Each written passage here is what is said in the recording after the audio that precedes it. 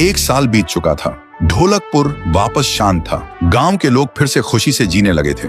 हर पूर्णिमा को लोग एक दिया जलाकर ठुन ठुन ठुन साहुर को याद करते थे। पर एक रात कुछ ऐसा हुआ जो फिर से सब कुछ बदल के रख दिया। लाशें फिर से मिलने लगी। हर 2 दिन बाद किसी न किसी के घर के सामने एक कटी हुई लाश पड़ी होती। गांव फिर से कांप उठा। एक दिन सब लोग महाराज के पास पहुंचते हैं और रो रो कर गांव की घटनाओं के बारे में बताते हैं। रात को महाराज 2 सेनापतियों से कहते हैं, जाओ और खोजो इस कांड के पीछे कौन है। लेकिन सुबह सिर्फ उनकी लाशें लौट कर आईं। एक का सिर था ही नहीं, दूसरे के पैर कट चुके थे।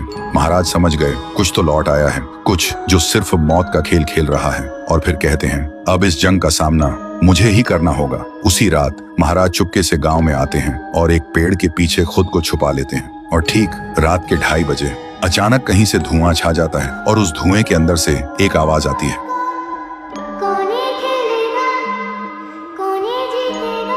और फिर धुएं के बीच से निकलती है एक गुड़िया, गोल आंखें, एक बेजान सी मुस्कान, लेकिन चेहरा मौत का पैगाम।